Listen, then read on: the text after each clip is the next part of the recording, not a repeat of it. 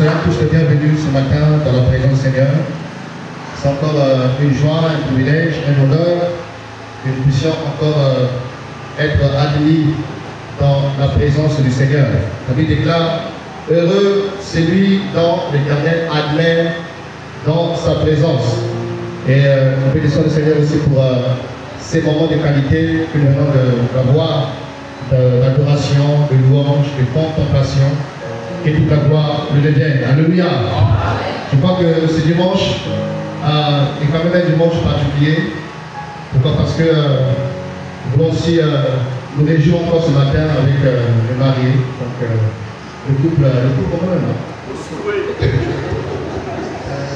Le couple Bossuet, le sergent, le capitaine que vous connaissez.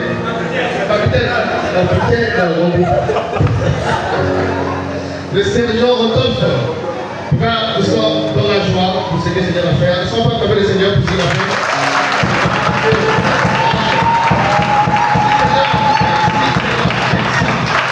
Que ton nom soit béni. Nous rendons grâce au Seigneur pour sa fille et Alléluia. En faveur de nos bien-aimés par le vie de Rodolphe. Un vieux projet qui n'a pas été facile. Et tous, on a constaté qu'il vient de loin. Et comment ils ont surmonté tellement d'embûches, tellement d'obstacles, l'ennemi qui ne voulait pas les voir ensemble, mais il a échoué. Alléluia! Aujourd'hui, ils sont maris et femmes, ils sont mariés devant la famille, mariés devant l'officier d'état civil, qui la gloire revienne au Seigneur. Amen! Voilà Dieu. Donc nous sommes dans un mois de mariage, et nous allons tout au long parler une pensée en rapport avec le mariage. Donc, sans plus tarder, on va prendre Hébreux 13, verset 4. Hébreux 13, verset 4. C'est un sujet que je suis en train de partager à la radio, où je parle de se marier pour honorer Dieu, se marier pour honorer le Seigneur. Nous nous rappelons les conditions du mariage, les buts du mariage, les principes du mariage. C'est un enseignement assez long, mais ce matin on va être prêt pour prendre peut-être un point ou deux pour encore nous édifier sur la question. Hébreux 13, verset 4. Hébreux 13, verset 4, qui est écrit que le mariage soit honoré de tous et le lit conjugal, exemple de souillure, car Dieu jugera les débauchés et les adultères. Amen. Dans ce passage, nous invite à honorer le mariage. Nous invite à respecter le mariage. Le mariage doit être honoré. Honoré par tous. Honoré par les hommes. Honoré par le ciel. Honoré par tout homme. Pourquoi? Parce que ce n'est pas un projet humain. Le mariage n'est pas un projet angélique. Le mariage n'est pas un projet américain, européen, africain, mais le mariage est un projet divin. C'est Dieu qui a dit que l'homme quittera son père et sa mère et s'attachera à sa femme. C'est Dieu qui a dit que personne ne sépare ce que Dieu a uni et personne ne sépare ce que Dieu a uni. Et Paul, dans Éphésiens 3, 14 à 15, il dira: je fléchis les genoux devant le Père, devant qui toute famille dans les cieux et sur la terre tire son nom. Je fléchis les genoux devant qui? Pas devant un ange, pas devant une statue, pas devant une créature, mais devant le Père. Pour qui toute famille dans les cieux et sur la terre tire son nom. Dans ce passage, nous montrons que le Père, Elohim Yahweh, est l'auteur du mariage. C'est lui qui est le concepteur du projet famille, du projet mariage. Donc la famille est un projet divin. Ça fait passer des projets que Elohim avait en lui-même. Il avait plusieurs projets: créer les arbres, créer les étoiles, créer les poissons des eaux, créer les galaxies. Et parmi les projets qu'il avait dans son cœur, il y avait ce projet de la famille, le projet du mariage. Donc, que le mariage soit honoré de tous. Pourquoi? Un jour, le propriétaire du mariage jugera ceux qui n'ont pas respecté le mariage. l'auteur du mariage, tôt ou tard, va respecter tous ceux qui n'ont pas déshonoré le mariage. Et comment les mariages peuvent être déshonorés? En se livrant dans les publicités, en se livrant dans l'adultère, en se livrant dans toute forme de relation sexuelle hors du mariage. Alors Dieu jugera les impudiques et les adultères, tous les impudiques, tous les fornicateurs, tous les hommes et les femmes qui pratiquent l'immoralité, ils seront jugés devant le Seigneur. Pourquoi? Parce qu'ils ont violé la loi du mariage. Ils ont violé le plan de Dieu pour la famille, le plan de Dieu pour la sexualité, le plan de Dieu pour le mariage, qui veut que l'homme et la femme puissent se multiplier, puissent le glorifier au travers du cadre qu'on appelle mariage. Donc, occasion ce matin de rappeler que tous ceux qui vivent dans la fornication, un jour, vous serez traduits devant les tribunaux du grand trône blanc où Dieu te jugera, où Dieu vous jugera. Rappelez à tous ceux qui sont dans l'adultère, à tous ceux qui sont dans l'homosexualité, à tous ceux qui sont dans le lesbianisme, à tous ceux qui sont dans les pratiques sexuelles en désaccord avec la parole de Dieu, la Bible dit quoi? Dieu vous jugera. Que le mariage soit honoré de tous et les luttes conjugales exemptes de toute souillure, car Dieu jugera les débauchés et les adultères. Alors ce matin, je voudrais tout simplement qu'on pose une question, à savoir, quels sont les buts, les raisons pour lesquelles on est invité à se marier? Quelles sont les vraies raisons pour le mariage? Quels sont les vrais buts du mariage? Dans Proverbe 16, verset 4, disons ceci, Proverbe 16, verset 4, on va répondre à cette question. Il y en a plusieurs, au vu du temps, on va se contenter à cette question pour nous édifier, nous encourager. Il est écrit, Proverbe 16, 4, l'Éternel a tout fait pour un but, même les méchants pour le jour du malheur. L'Éternel a tout fait pour un but, même les méchants le jour de son malheur. Et dit ce passage que Dieu a tout fait pour un but. Que Dieu a tout fait pour un objectif précis. Y compris le mariage, Dieu l'a fait également pour un but.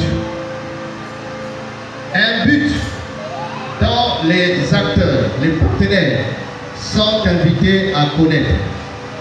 Un but dont il est indispensable que nous puissions nous rassurer que nous connaissons le but pour lequel on se met en couple, le but pour lequel on s'engage dans le mariage, le but pour lequel on veut être appelé époux et épouse. Alléluia.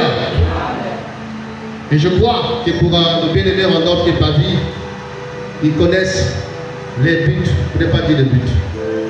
Et je crois aussi pour nos bien-aimés Jean-Cy et Mélanie, pour cette prochaine, connaissent par la grâce de Dieu les buts divins pour lesquels ils vont se marier.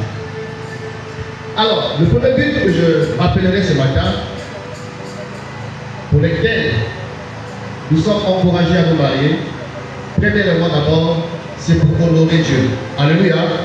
Dis à ton frère, ta soeur, pour honorer Dieu. L'Éternel appelle toutes choses pour un but. Et parmi les buts, mes amis, consiste d'abord à tourner le regard vers l'auteur du mariage. Tourner le regard vers le propriétaire du mariage.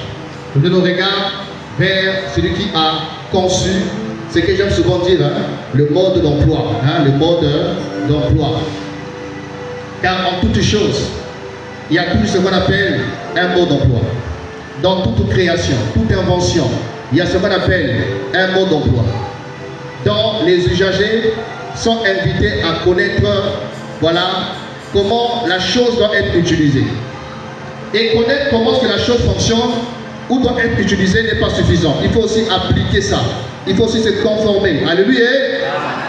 Celui qui a créé les téléphones, il a aussi disposé un mode d'emploi. La voiture, tout ce qui est création, il y a toujours un mode d'emploi dont les utilisateurs sont invités à pouvoir connaître et appliquer. Et ne pas respecter les modes d'emploi nous expose à des soucis. Si on voit exemple dans le domaine de la pharmacie, exemple, voilà, si on a dit ce produit-là, un comprimé le matin, un le soir, tu ne prendras pas 2 le matin et 4 le soir. Ça fait ce dosage et tu vas t'exposer à des soucis. En matière de la conduite, il faut connaître les panneaux de signalisation. Il faut respecter ce qui a été disposé comme orientation directive. Sinon, tu peux faire un accident et écourter ta vie. Alléluia. Et celui qui ne respecte pas le mode d'emploi, c'est un insensé, c'est un imprudent. C'est quelqu'un qui aura de gros soucis. Alors, les concepteurs du mariage, le créateur du mariage, l'auteur du mariage a aussi disposé quoi? Un mode d'emploi. Alléluia. Qui est dans sa parole. Donc, tous ceux qui aspirent à se marier, approchez-vous de la posologie, approchez-vous de la notice et lisez attentivement ce qui a été dit. Et appliquez votre vie de couple, votre vie conjugale, votre vie de mari et femme en conformité avec ce que le concepteur a prévu, a planifié, a écrit. Si aujourd'hui, mes amis, il y a des soucis dans le foyer, il y a des soucis dans le ménage, souvent on s'éloigne du mode d'emploi.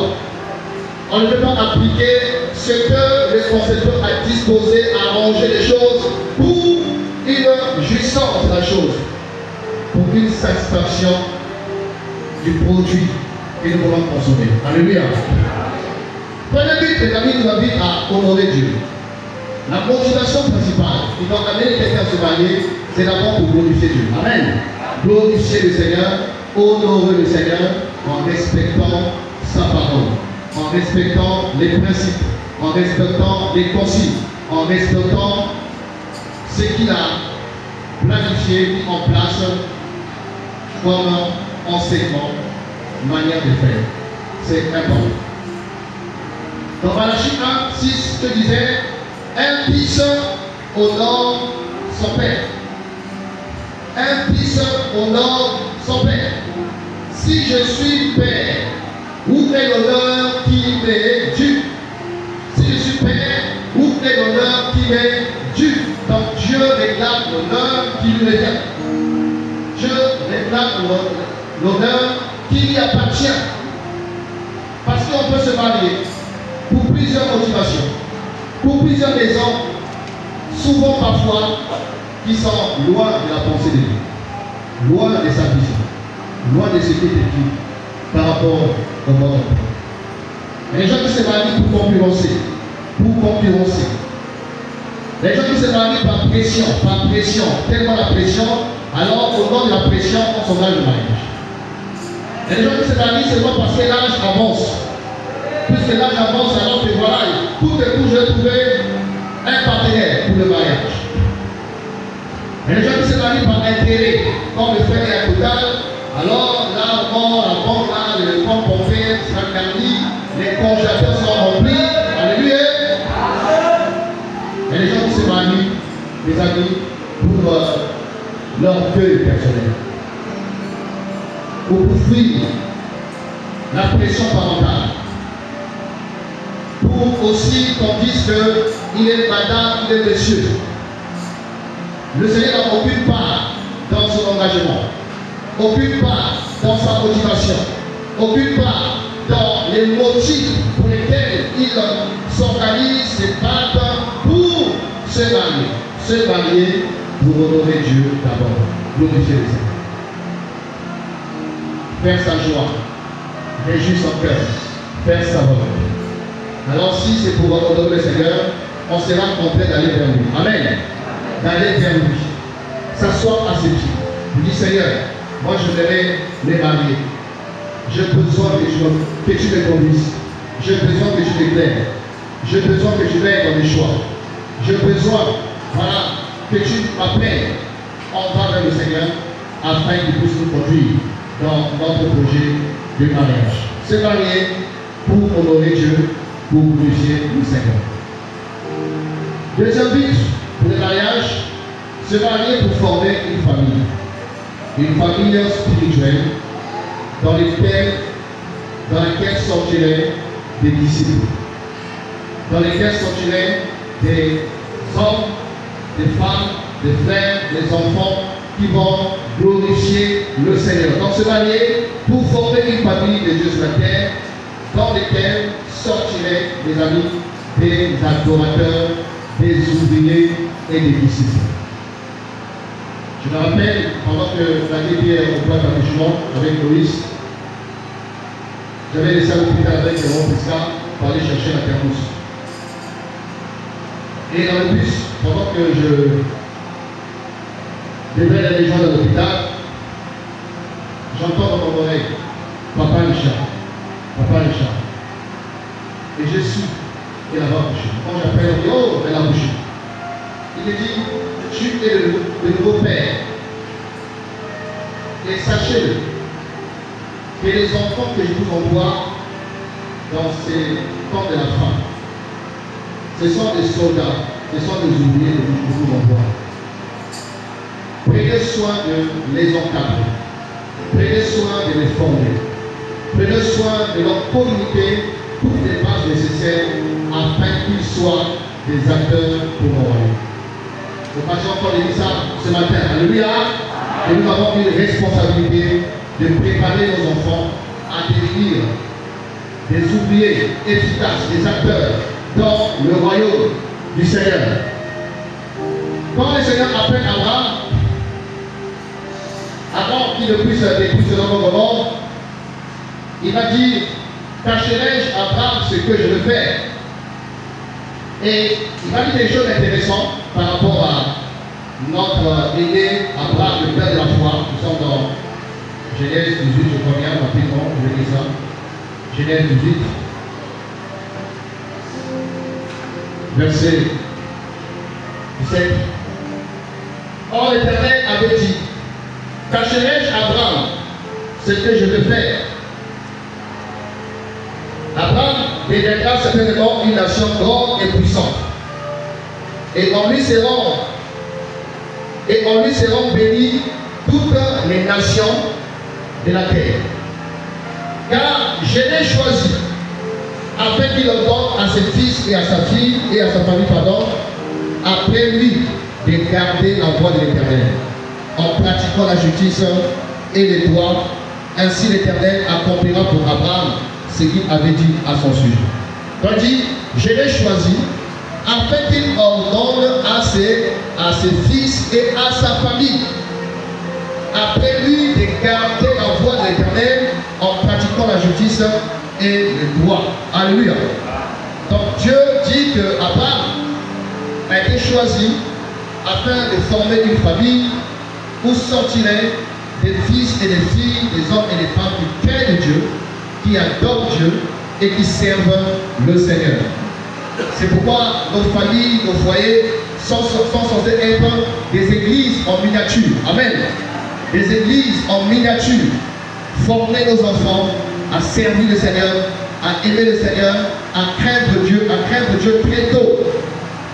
C'est ce qu'il va dire à Israël à l'époque.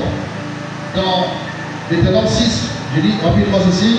Écoute Israël, l'Éternel notre Dieu, l'Éternel est un. Tu aimeras l'Éternel ton Dieu de tout ton cœur, de toute ton âme, de toute ta force. Et ces paroles que je te donne aujourd'hui dans ton cœur, tu les inculqueras à tes fils et tu en parleras quand tu seras dans ta maison. Tu inculqueras à tes fils. Donc, il invite les parents, il invite les responsables des familles à faire quoi? À inculquer la parole à leurs enfants, à les préparer à devenir la relève de l'Église, la relève du royaume sur la terre, la relève, les amis, des ouvriers, des ouvrières, la relève des prédicateurs, la relève des prophétesses, la relève de tout ce qui est lié à la spiritualité, voilà, qui concerne l'œuvre du Seigneur. Alléluia.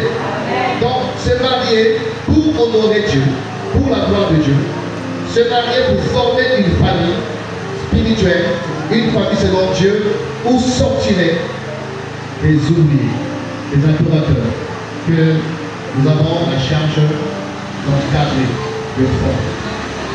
C'est pourquoi il déclare que Père, élevez vos enfants selon le Seigneur. C'est la responsabilité qui incombe aux parents d'élever les enfants selon le Seigneur, de communiquer les valeurs à nos enfants, de communiquer la doctrine à nos enfants, de communiquer tout ce qui est nécessaire pour faire d'eux des hommes et des femmes qui reflètent la gloire de Dieu, la crainte de Dieu, la personne du Seigneur. Alléluia. Et les sectes que nous dénonçons souvent font ça mieux que nous. Quand on regarde l'islam, ils font ça mieux que les chrétiens. Quand on regarde les Zolo-Amour, certains mouvements bizarres, on peut constater comment ils sont déterminés à inculquer, à communiquer à leurs enfants la fausse doctrine. Mais nous qui sommes censés, nous sommes vrais, comme ça, qui connaissons le vrai évangile, on est souvent négligents, on est souvent tolérants, légers, on est souvent irresponsables, démissionnaires. Quand on regarde les enfants, on se dit, où sont les parents? Qu'est-ce qu'ils font à la maison? Alléluia. Ah oui. Former une famille spirituelle qui reflète la gloire de Dieu, où sortiraient des oubliés qui vont servir le Seigneur. Pourquoi se marier? Je dirais encore, c'est pour se préserver de l'immoralité et de l'impudicité. Pour se mettre à l'abri de tout ce qui est perversion sexuelle. Et la parole dit dans 1 Corinthiens 7, verset 2-5, pour fuir, pour ne pas succomber au péché sexuel, et l'homme se marie. Alléluia. Et l'homme se marie. Pourquoi? Parce que le mariage est le seul cadre biblique où les partenaires sont invités à satisfaire leurs besoins sexuels. 1 Corinthiens 7. Je rappellerai rapidement ceci. Verset 2. Toutefois, à cause des occasions d'inconduite, que chacun ait sa femme et que chaque femme ait son mari. Que chacun ait sa femme et que chaque femme ait son mari. À cause de quoi? De l'impudicité. Donc, on se marie aussi pour ne pas être une famille de chute. En cédant à la pression de la chair, à la pression du monde, qui souvent veut nous amener à vivre dans le péché, à vivre dans l'impudicité, à vivre dans la fornication. Et la parole est claire, fuyez l'impudicité. Fuyez l'impudicité. La parole est claire, ne vous trompez pas, ni les adultères, ni les impudiques n'hériteront pas le royaume des cieux. Alléluia. C'est pas moi qui ai écrit la parole de Dieu. La Bible dit clair que les impudiques, les fornicateurs, les adultères n'hériteront pas le royaume de Dieu. Ça veut dire que si Jésus-Christ revient aujourd'hui, tu es fornicateur, tu ne seras pas enlevé. Ça veut dire que si tu meurs dans le péché, si tu meurs dans ce péché-là, tu vas l'enfer. Alléluia, c'est la parole de Dieu. Alors, pour ne pas se retrouver dans cette réalité, on peut prier le Seigneur.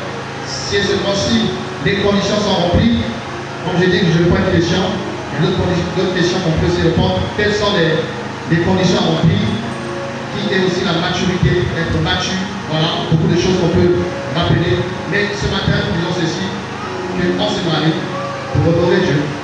On se marie en vue de créer, de former une famille selon le Seigneur où sortiraient des disciples, des adorateurs, des serviteurs qui serviront le Seigneur un jour. Et on se marie aussi pour se mettre à l'abri de l'impudicité et de la fornication. Nous sommes dans une génération aphrodisiaque, une génération aphrodisiaque, où tout autour de nous amène les gens à penser à ça. Les chants, les séries, la télévision, l'accoutrement, où tout autour ne fait que charger les pensées des hommes et des femmes à l'immoralité, à l'impudicité. Et la pression est là, la pression sociale, la pression des médias, l'influence de notre entourage, ça agit plus psychologiquement, moralement sur les uns et les autres. Et notre prière, comme dit Paul, que les jeunes se marient. Alléluia. Que les jeunes se marient. On va prier ce matin, le Seigneur, que les gens se marient encore. Que Dieu ouvre encore les barres du mariage. Alléluia. Après Shabbat, il faut se marier. Que le Seigneur pourvoie financièrement et qu'il pourvoie aussi en partenaire selon Dieu. En partenaire selon le Seigneur. Se marier pour se mettre à l'abri de l'impudicité, à l'abri de la fornication. Je dirais encore ceci. Pourquoi se marier? Se marier pour révéler l'amour de Dieu au monde. Pour révéler l'amour de Dieu au monde. Par le mariage, surtout des enfants de Dieu, surtout des chrétiens, Dieu nous invite à révéler son amour au monde. Parce qu'il y a amour et amour. Il y a aimer et aimer. Dieu n'aime pas comme le monde aime. L'amour du monde et l'amour selon le Seigneur, il y a un grand écart. Et Dieu nous invite à nous marier, certes, par amour, mais l'amour selon lui. L'amour selon lui. Qui est illustré dans Osée 3, verset 1, un texte bizarre quand même. Je ne vais pas citer sorcier. Osée 3.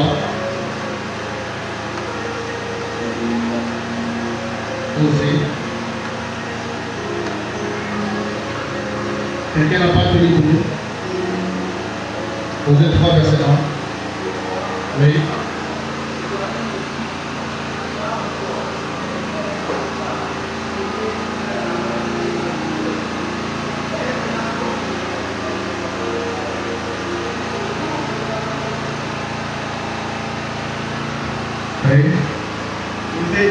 Osée chapitre 3, parce qu'il faut là.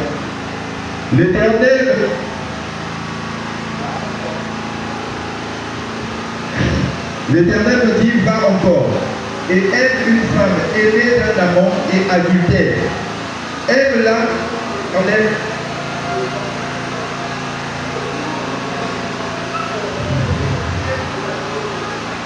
Merci. Alors, c'est quand même quelque chose de bizarre qu'on est ici, mais Dieu est souverain. Amen. Il a été posé à pouvoir aimer une femme adultère. Une femme qui est digne. Une femme qui ne mérite pas la plus de vous. Mais Dieu dit, va, épouse-la. Comme le Seigneur aime les enfants d'Israël. On voit ce verset. Aime-la comme l'Éternel aime les Israélites. En fait, le Seigneur était en train d'appeler Osée à illustrer l'amour du Seigneur à l'égard d'Israël. Israël, qui à l'image de cette femme, qui ne remplit pas les conditions. Cette femme qui est digne, cette femme qui est pleine de défauts, cette femme ayant des imperfections. Et c'est l'image d'Israël, un peuple au courant, un peuple boudeur, rebelle, un peuple qui n'avait rien pour attirer les regards du Seigneur. Mais Dieu s'est intéressé à Israël pour faire de lui une nation élue, une nation sainte. Donc, ici, l'amour de Dieu, c'est le fait que Dieu puisse s'intéresser, puisse aimer quelqu'un qui n'est pas digne, quelqu'un qui ne remplit pas les conditions. Et je parlais de l'amour de Dieu, qui était l'amour comment? Inconditionnel. Un amour inconditionnel. L'amour de Dieu est un amour inconditionnel. Par contre, l'amour des hommes, souvent, c'est un amour conditionnel. Si tu ne remplis pas les conditions, je t'aime pas. Si tu ne fais pas ceci ou cela, tout ça, tu seras privé de mon affection, de mon amour, de tout ce que je peux te donner. Mais l'amour de Dieu, c'est un amour qui est inconditionnel. L'amour par lequel Christ a aimé l'Église. On voit l'Église que nous sommes. On On ne mérite aucunement l'amour de Dieu. On ne mérite aucunement la grâce de Dieu. Mais Dieu nous a aimés pendant que nous étions encore pécheurs. Alléluia. Pendant que nous étions encore pécheurs, il nous a aimés. Christ est mort pour nous pendant que nous étions encore dans les mal. Et dans les mariages, nous sommes invités à illustrer l'amour de Dieu. À aimer ton conjoint, c'est l'amour de Dieu. Un conjoint imparfait, un conjoint qui a des manquements, un conjoint qui a des imperfections. Je ne dis pas un païen, alléluia. La ligne rouge c'est païen. Mais je parle d'un enfant de Dieu qui n'est pas parfait. Alléluia. Voilà. Un frère mon homme, ta vie n'est pas parfaite. Elle a des qualités comme aussi des manquements. Sur ma vie, il n'est pas parfait. Il a des qualités comme aussi des manquements. Mais tu ne dois pas le priver de ton amour parce qu'il lui manque ceci ou cela. Alléluia. Nous devons aimer notre conjoint au-dessus de ses imperfections. Les défauts de ton conjoint ne doivent pas influencer son amour pour toi. C'est ça ce que Dieu est en train de nous montrer ici par cette histoire. C'est-à-dire que les défauts, les manquements de l'autre ne doivent pas être une raison pour nous priver l'affection, l'attention, de l'amour selon le Seigneur. Donc, pour le mariage, c'est aussi un cas où nous sommes invités à illustrer, d'accord, l'amour du Seigneur. Il faut supporter quelqu'un. Comme moi je dis, si tu ne sais pas conjuguer au 3 ou 4 verbes, tu n'es pas prêt à te marier. La soeur amie, 4 verbes. Le verbe pardonner. Tu dois être capable de conjuguer ce verbe pour réussir dans le mariage. Le verbe supporter. Ah oui. Le verbe comprendre. Le verbe aimer lundi, aimer mardi, aimer mercredi, jusqu'à dimanche, aimer. Alléluia. Que Dieu, encore ce matin, déverse son amour dans nos cœurs. L'amour du Seigneur, pas l'amour congolais, pas l'amour bébé, pas l'amour téké, pas l'amour américain, européen, mais l'amour de Christ. Alléluia. Un amour qui surpasse toutes les imperfections, les défauts que quelqu'un peut avoir. Je disais la fois passée que le Seigneur m'avait demandé de faire quelque chose. J'avais un peu d'argent, il dit bon, prends ça, donne à X. Mais la chair, un peu de dessus, j'ai raisonné, Seigneur, de tout ça. Et après, j'ai utilisé l'argent pour autre chose. Et j'ai senti la conviction du péché qui dit, Seigneur, mais qu'est-ce que je fais? Je suis égoïste. Comment je n'ai pas pu libérer cet argent? Et je me culpabilisais chaque fois que je priais, oh Seigneur, pardonne-moi. Mardi, oh Seigneur, pardonne-moi. Jeudi, oh Seigneur, pardonne-moi. Vendredi, oh Seigneur, moi j'ai désolé, pardonne-moi. Et là, toujours pendant que je disais, oh Seigneur, toi, Richard, je t'aime. Alléluia. Je dis, non, tu ne plains pas. Tu ne plains pas. C'est ça. L'amour, c'est le Seigneur, dont nous sommes amenés à démontrer dans le couple en faveur de son conjoint. Le mariage, c'est le cadre où nous sommes invités à démontrer Jésus à l'égard de son conjoint. Ah oui, c'est le concours, hein, sœur Rebelle, le défi que je dois démontrer à Cédric que Jésus est en moi.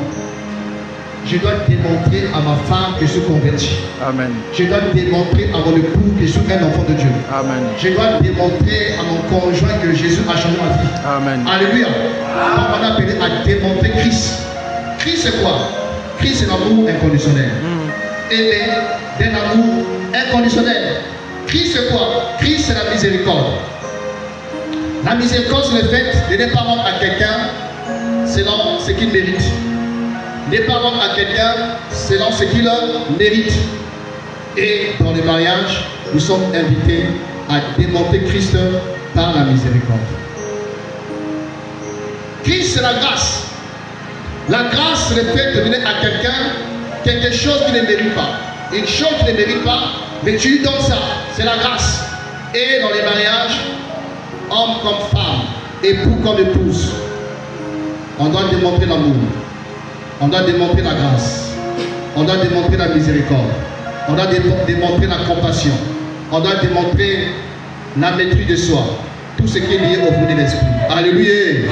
On doit démontrer l'amour, la paix, la joie, la bonté, la douceur, la maîtrise de soi. C'est l'école de la formation du fruit de l'esprit, le mariage.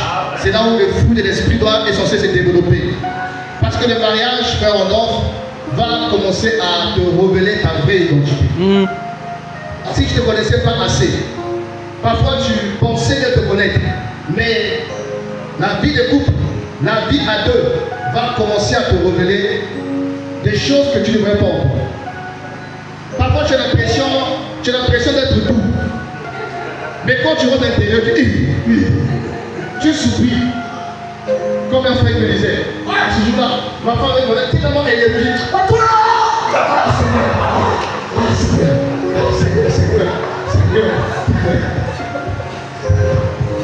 Alléluia.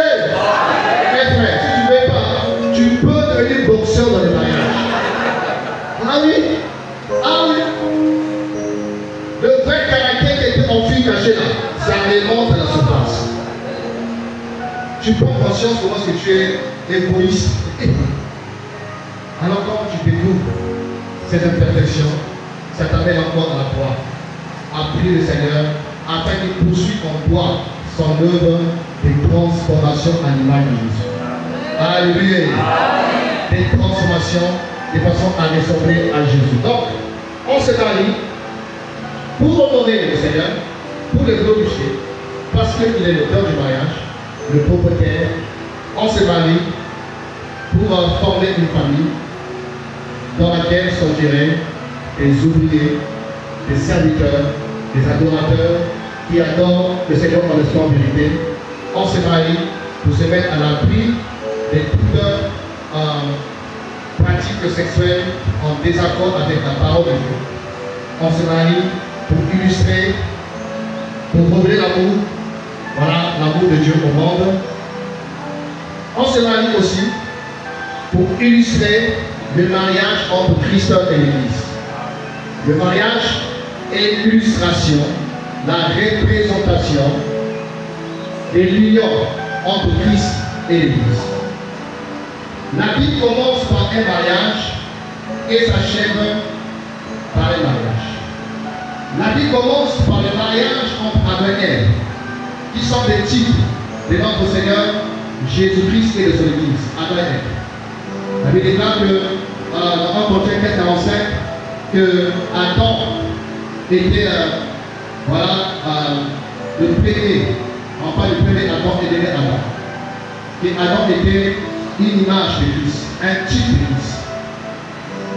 Alors si Adam était une image de Christ, donc Ève serait qui? Une image de l'Église. Donc on voit au commencement cette union de Adam et Ève comme illustration du mariage entre Christ et l'Église. Et à la fin de la Bible, on voit quoi? La réalisation. Adam et Ève sont des images et Christ et l'Église sont la réalité. Après 19, on parle de ce mariage entre Christ et l'Église. Que les deux agneaux sont proches, sont prêts. Et l'époux s'est préparé. L'époux s'est prépare. Alors donc, quand on entre dans le mariage, toi étant tes maris, tu es appelé à regarder le modèle de l'époux par excellence. Le modèle du mari par excellence. Alléluia. Qui est Jésus-Christ. Fais comme pour réussir, tu dois regarder le modèle. Tu dois regarder la référence qui est Jésus. Te laisser influencer par sa façon de faire. Comment il traite sa femme. Comment il gère sa femme. Qu'est-ce qu'il a fait pour sa femme. Et dans Éphésiens 5, ça lui dit, Marie, aimez vos femmes comme qui, pas comme Poutine avec sa femme. Vous voyez ça? Marie et vos femmes, pas comme qui, pas comme Richard et sa femme. Les maris, aimez vos femmes comme Christ aime l'Église. Parce que Christ et l'Église, c'est le modèle. Donc nous sommes invités à imiter, à considérer et à reproduire, à appliquer dans notre vie de couple, à appliquer dans notre vie de mariage. et pas 10. Pour réussir, tu dois étudier quelle est la mission de l'Église à l'égard de Christ. Qu'est-ce que Christ attend de l'Église?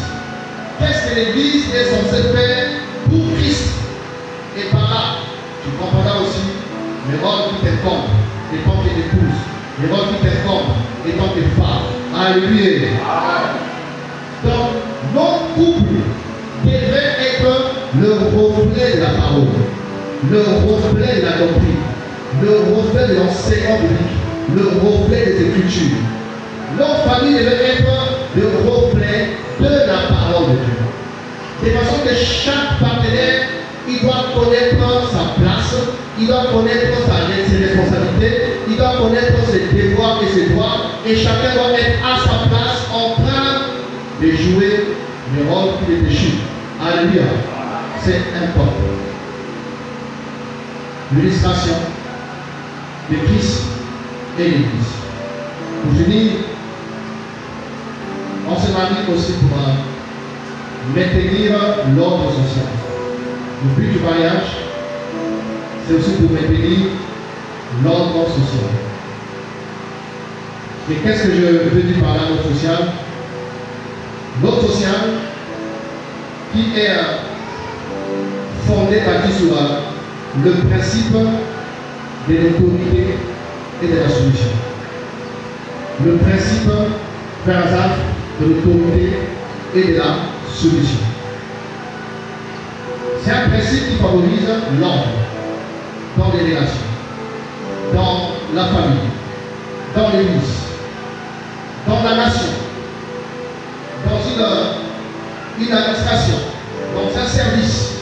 Le principe d'une autorité qui est la tête, d'une autorité qui est un leader, d'une autorité qui met en place des lois, des directives, et que de l'autre côté, des personnes qui sont appelées à s'aligner, qui dépendent de cette autorité. C'est l'image du corps, la tête et les membres du corps. La tête qui représente l'autorité et les membres qui sont comme des subalternes, qui dépendent de la tête, parce que c'est la tête qui commande tous les mouvements liés au corps. C'est la tête qui est le centre des pensées, des gestes, des comportements. Alors ce principe de mariage, c'est le fait de se rappeler que l'homme a été établi comme étant chef.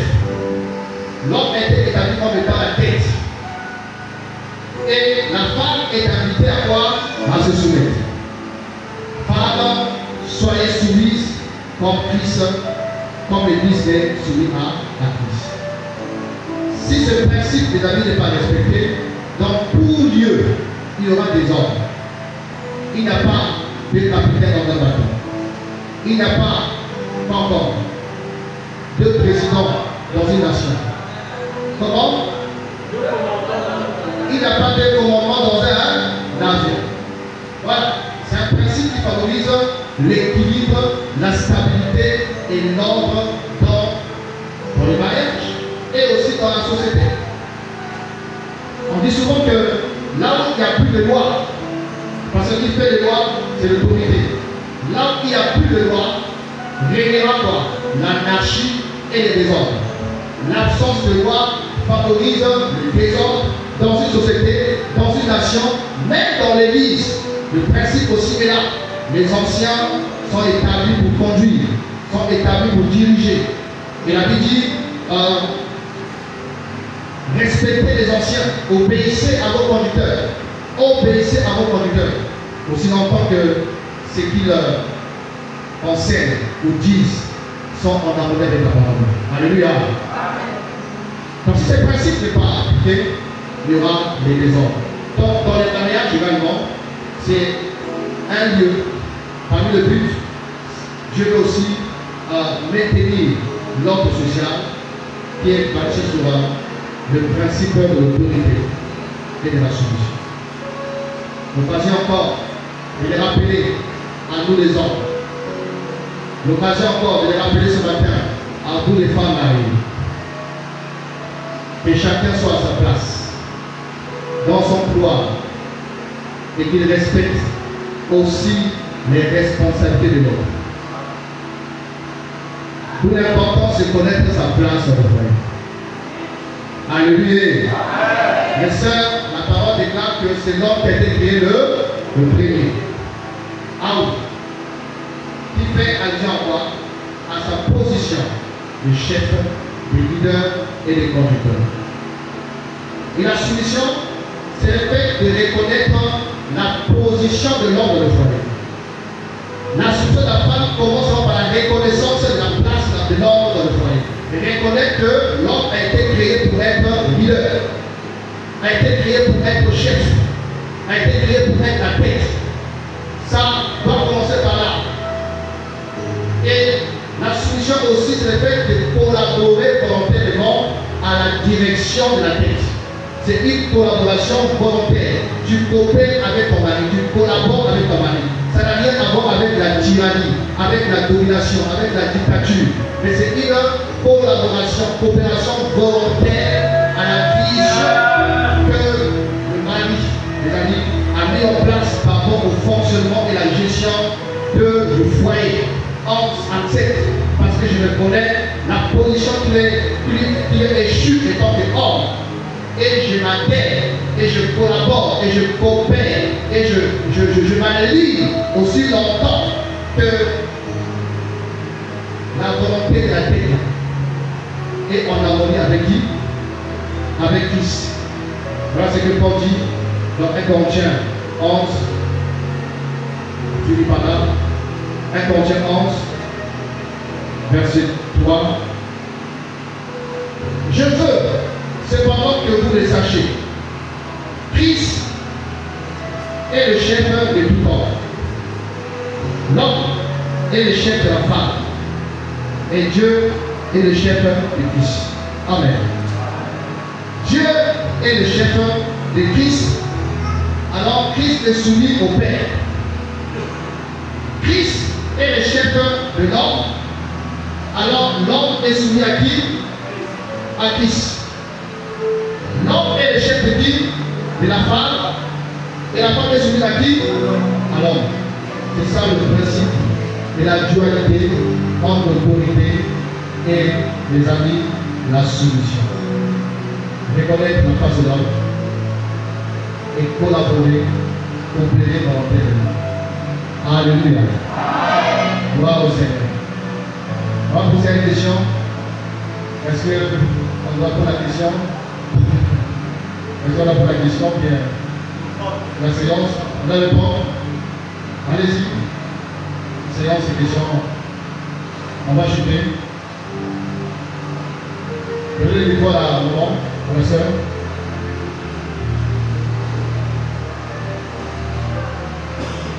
Si j'ai la réponse, je réponds. Si je veux la réponse, je dis laisse-moi aller faire des recherches. C'est ça.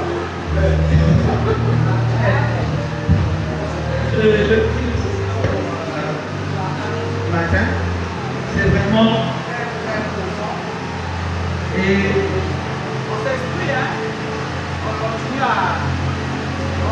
s'instruire. on continue à s'instruire.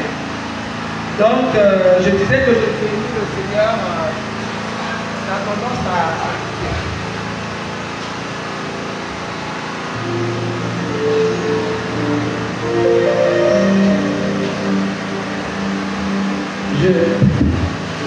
Amen. Je disais que je bénis le Seigneur pour la parole de ce matin, le partage.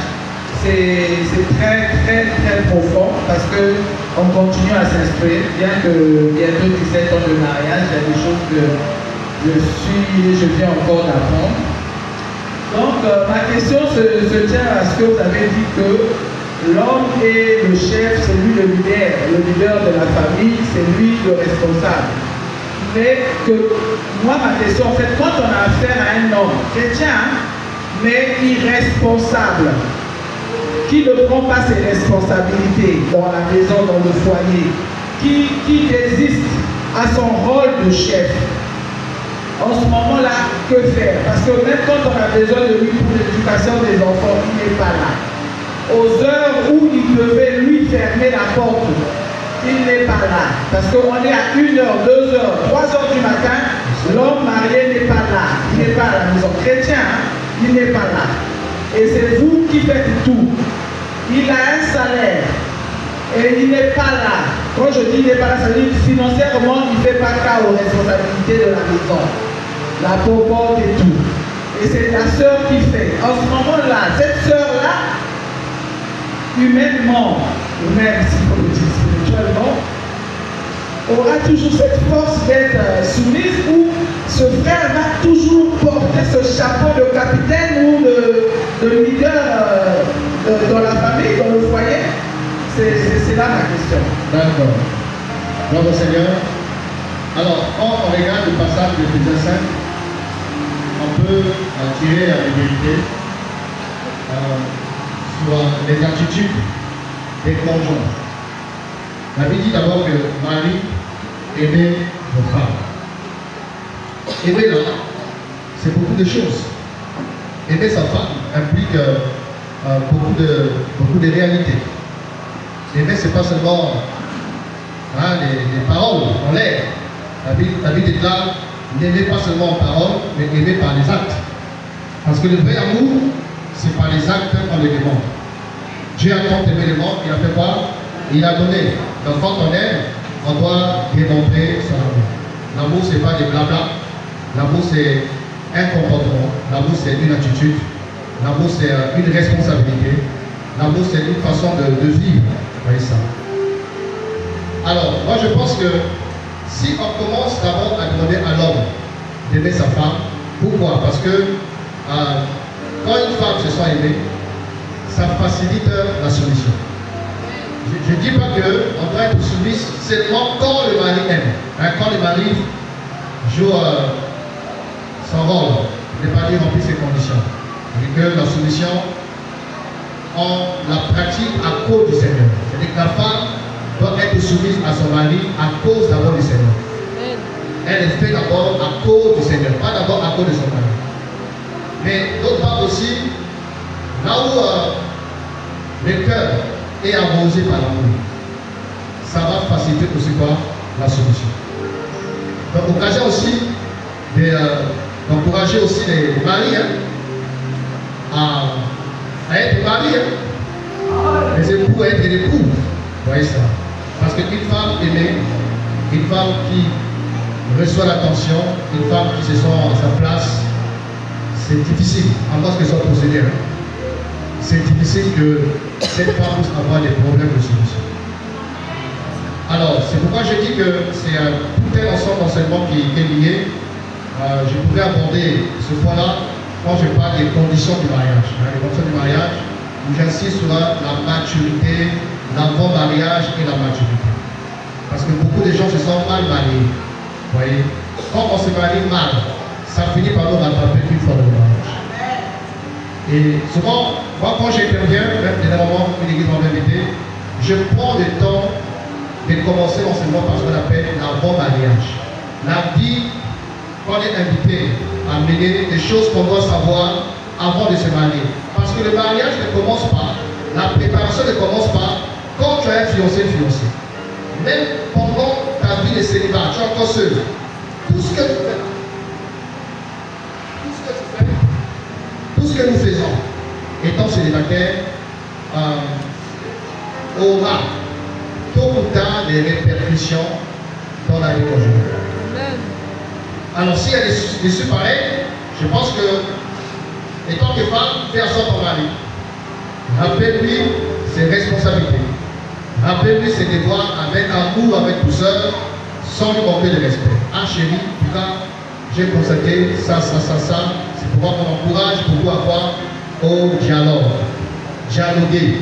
Ça, c'est une clé assez capitale dans le mariage. Souvent, il y a beaucoup d'hypocrisie dans le foyer. Beaucoup d'hypocrisie dans les couples. Et quelqu'un a dit que les couples sont des vrais acteurs. Si Hollywood cherche des acteurs, il va aller chez les couples. Il va trouver des bons éléments. Tu es frustré, tu es mécontent, tu n'es pas d'accord. Non, on fait semblant, je te dis, oh, chou. Alors parfois ça va pas Alléluia. Il faut être vrai. C'est-à-dire que ça ne va pas. Valis Patalangue, Valis Ketongue, ah chérie, regarde, il y a ça, il y a ça, il y a ça, ça. C'est rassurer que le temps est favorable, qu'il y a la bonne ambiance, la bonne humeur, que l'atmosphère est propice. D'accord? Fais à ton mari, explique que, mon chéri, voilà ce qui se passe, tu n'es pas à ta place, est-ce que je peux faire ça? Qu'est-ce qui coince? Qu'est-ce qui te manque? Voilà. C'est le premier encouragement, c'est le dialogue. C'est-à-dire que le conjoint, frustré, mécontent, doit se vertuer à parler, à communiquer. Maintenant, si à cette étape, il n'y a pas de résultat, vous avez les témoins. Vous avez les témoins. Si c'est possible, on peut associer les témoins pour essayer à aider un conjoint à lui faire entendre raison. Voilà, vous invitez les témoins, vous mettez les questions sur la table, si c'est possible, qu'on puisse vous aider. Et on peut élargir aussi les cercles, voir pourquoi pas aussi les responsables de l'église, ceux qui, les hommes de Dieu, les prédicateurs, tout ça, les responsables, si c'est aussi possible, pour qu'on apporte non pas la rue, mais la solution. L'objectif, ce n'est pas d'exposer le couple. Ce n'est pas qu'un matin comme ça, bien si on parle. Oh non, mais le couple Richard, dans le journal, ils sont surpris, on parle de leur couple à élever. Donc ça demande aussi plusieurs paramètres qu'il faut considérer, la discrétion, la maturité, toutes ces choses-là, en vue de sauver un couple qui est dans le souci. Ça va ou non? Ça va? On va faire ça? Ok, après. Donc c'est pour dire que les problèmes ne manqueront jamais dans le couple. Mais il faut s'asseoir. Il faut dialoguer. Il faut, comme on dit en français, saisir le taureau par ses cornes et mettre le poing sur lui. Alléluia. Gloire au Seigneur. Donc voilà un peu la pensée que j'avais à cœur de nous encourager. Vous comprenez la fête qui a commencé à ma vie, il n'était pas là. Et ce mois, c'est un mois de mariage. Pourquoi pas que nous puissions aussi de temps à autre parler du mariage, pas seulement dans des réunions liées à la famille. Même ce matin, on peut aussi, pendant un culte ensemble, partager sur la famille et sur les mariages. Donc, en résumé, nous avons répondu à une question à savoir quels sont les buts pour se marier. On a dit qu'on se marie premièrement pour honorer Dieu. Donc, on doit veiller sur nos motivations, veiller sur les motifs, veiller sur les raisons qui nous amènent à se mettre en couple. On doit se marier pour former une famille selon le Seigneur, pour sortir des laborateurs, des ouvriers, des enfants qui vont servir le Seigneur. On se marie aussi pour se mettre à l'abri de la publicité, à l'abri de toutes les déviations sexuelles. On se marie pour illustrer l'amour de Dieu sur la terre, l'amour de Dieu sur la terre parmi les hommes. On se marie également pour révéler l'union de Christ et l'Église. Le mariage est la représentation et l'image de l'union entre Christ et l'Église. Et enfin, on se marie pour maintenir l'ordre social qui est fondé sur le principe de l'autorité et de la soumission. Amen. Que Dieu nous bénisse. Est-ce qu'on peut seulement prier ensemble, prier pour les familles, les couples, pour pas ce matin encore. Oh Jésus, tu règnes, oh,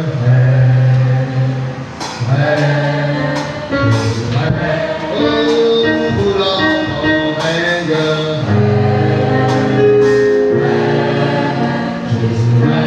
Oh, mon sauveur, tu règnes.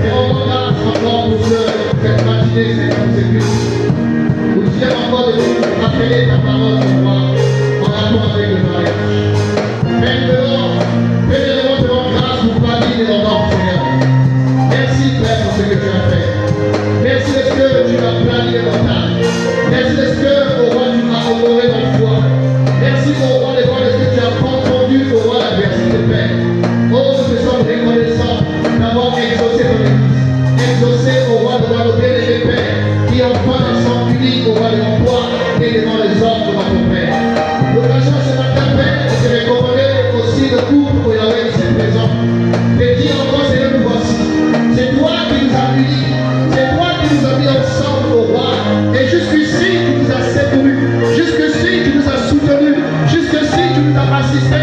Jusqu'ici, tu as marché avec nous au roi. Mais même encore ce matin dans ta présence, pour te dire, Seigneur, viens encore au roi de gloire. Yahweh notre homme a permis notre amour. Oh, on va consolider, oh Yahweh notre Père, notre amour. Viens encore ce matin, Père, par le Saint-Esprit, viens verser dans l'amour de nos cœurs, afin que, oh roi, nous puissions démontrer Christ dans nos foyers. Nous puissions démontrer Christ dans nos vies de couple. Nous puissions démontrer, oh roi de gloire, dans la tête la personne de notre Père, notre Seigneur. C'est là aide-moi et pour roi. Tu connais les défauts, les imperfections, les qualités. Tu connais, oh roi, ce qui marche et ce qui ne marche pas. C'est pourquoi ce matin, nous t'invitons encore au roi de paix, que ta main de coacher nos rois par ce matin, que ta main de grâce par ce matin, que ta main puissante au roi d'ici, au roi de gloire, afin de restaurer, Seigneur, afin de fortifier, Seigneur, afin d'affermir, Seigneur, afin de remplir encore les cœurs d'amour, au roi de paix, Seigneur, afin de réparer ce qui a été cassé, soit réparé au nom de Jésus, que l'amour soit au roi de gloire, que le Père restauré, renouvelé au Père, renouveler l'amour, renouveler la confiance, renouveler l'activité, renouveler au roi de gloire, tout ce que le Père nous avions manifesté, Yahweh, au début de notre mariage, oh Yahweh.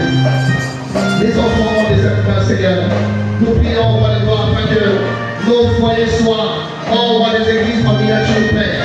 Vous sortez, au roi de gloire, des futurs adorateurs, des futurs ouvriers, des futurs prédicateurs, des futurs, au roi Père, oh roi des acteurs du royaume, des acteurs de la fin de ton Père, par qui, au roi de gloire, ton nom sera élevé comme une standard, comme une bannière, au roi des Pères, Seigneur, dans ces temps qui sont les temps de la fin. Oh Père, tu vois, combien Satan s'acharne contre les mariages, comment Satan s'acharne contre les couples au roi. Tu vois les projets du diable contre les différents couples ici présents. Tu vois les desseins du diable contre les différents couples ici présents. Ce matin, nous prions au nom puissant de Yeshua, Père, afin que tous les desseins du diable pour aller voir contre les couples ici présents soient renversés, Seigneur, soient renversés au nom de Jésus. Nous chassons toute influence ténébreuse au roi de paix, au nom de Jésus-Christ, Père.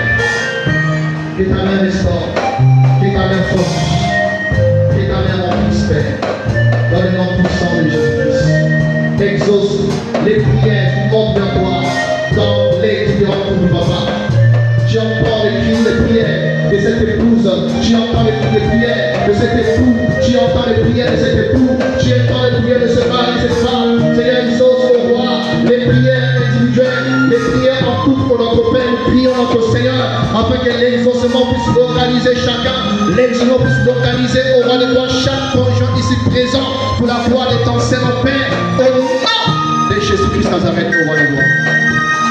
Seigneur, merci pour ta grâce, merci pour ta parole, merci pour ta bonté, Seigneur. La gloire te revient. Au nom de Jésus. Amen. Merci.